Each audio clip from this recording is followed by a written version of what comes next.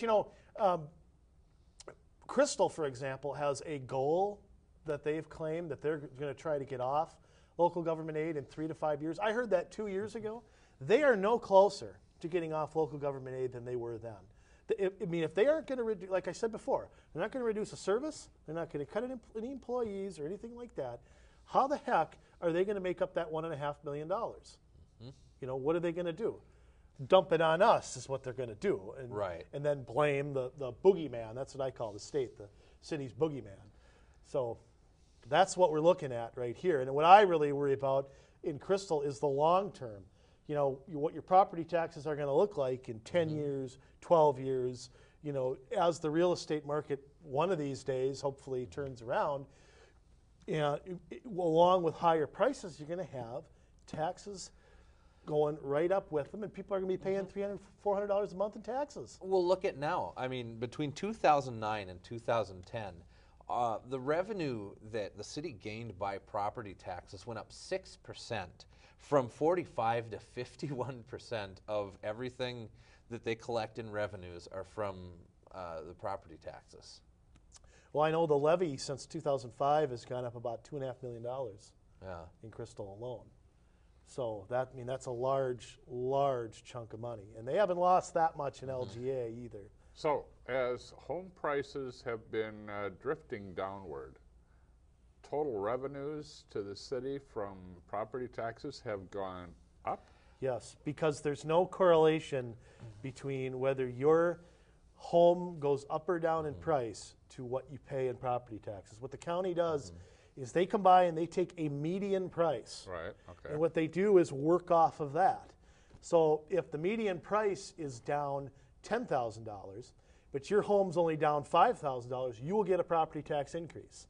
See, that's how they work it so that government gets their money first, and whatever dribble is left is yours. That's how they do that.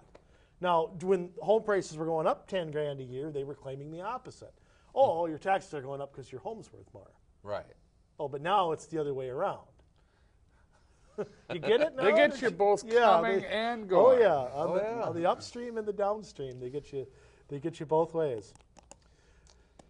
Yeah, but I mean, it's not just taxes. I mean, they're accumulating. I mean, revenues are being gotten other ways. They made money on water of $275,000 last year. That's how much more they made than what they spent. Storm drainage, they made $275,000. So they're operating it at a net profit. Yes. If you want to look at it like that. Yeah. So where's that money going? Is that just going in the general fund? It goes back into the funds for those things, and I don't know if that's then.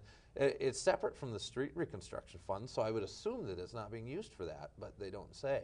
Huh. So then why don't they lower the price for if they're running a surplus? Why don't they cut what it costs then?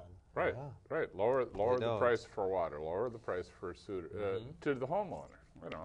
That would seem to make sense because they should be. I'm tired of 3-minute showers. Yeah, they should be at best breaking even.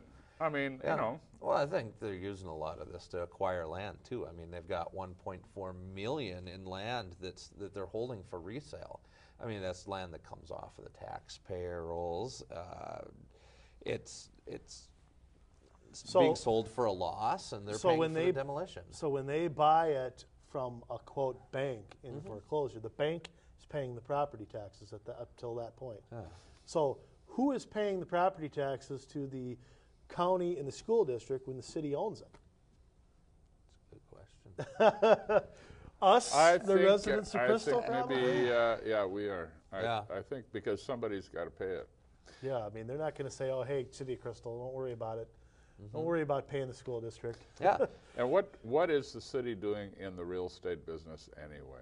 What's the well, the only value to that? The only thing I can think of, if I had to have an answer, is they're trying to buy homes, demolish them, and build bigger ones so they can enhance the property value there and to the homes next to it, so they can justify taking more money from all those people. Yeah. That's the only thing I can think. Because nothing else makes sense. I mean, I don't know what would motivate them to buy foreclosed homes, other than leaving it in a private transaction between the bank that would own it and a builder that wants it. They keep intervening with our money and building Yep. bigger homes so they can take more tax money. Yep. And according to their financial statements, I mean, they've got over 38 million available for spending at government discretion. 38 million? 38 million. Goodness. Yeah. Why don't they use that to redo City Hall then? Or, you know, I bet I know why. Because of tax increment funding. I bet that's the reason. That's probably they a can't big part of spend it. it on a community building. They have to. 'Cause tax increment funding is where you have to do it to enhance your property tax base. And then you pay the money back in increments, and that's Yep. probably what that is. They won't let them spend it on a hockey rink or something like that. Probably, but I mean, if you look at a lot of their liquid assets, I mean, they have 3.7 million in cash. They have 49.1 million in investments. They made 344,000 in interest, 319,000 in delinquent taxes, 1.3 million in accounts receivable, 713,000 due from other governments, 9.4 million special assessments receivable. Wow. And they claim that they've got a $12 million budget. You understand this now? No, not even beginning. But you know, it sounds like the public will have an opportunity. You people out there, as well as Andrew and Jason and the people who live in Crystal, have an opportunity to ask questions on December 6th. Yep. Isn't that right? That's the Truth in Taxation hearing for Crystal, and we should mention that they don't have to finalize their budget until the second meeting, which would be December 20th. Oh, so there are Yeah. still time to make reductions. They can't increase it once they submit in September. Once they submit their preliminary budget, they can decrease it. And Crystal has a history of doing one more work session on it and finalizing it the week of Christmas when they know nobody's going to be there. And December 6th, anybody who wants to complain will probably show up then and not show up at the second one. So I would look for that. I don't know about the history in the other cities around here, but my guess is they'll get a lot of grief December 6th, and they'll go back to the drawing table for one more. And December 20th, anybody who wants to complain has already complained, Yep. and they'll 7-0 finalize the vote. That's Yep, absolutely. So, I mean, if you want to really change things, make sure you're there both dates, because it's when they have to look you in the eye and they vote on it. I mean, the last thing that any of you want is to see Mayor Bowman crawling down your chimney on Christmas Eve with a tax hike. So give her the boot back up the Right. chimney. Right. Well, and I would add too that if you can't make it, you know, they all have email, they all have phone numbers. If you can email their finance people, their city manager or anybody, they do get back to you. I mean, one thing they do is and that goes with the other cities, with the school district, 281. Their Truth and Taxation hearing is Monday, December 5th.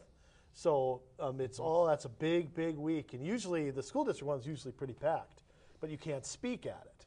You know,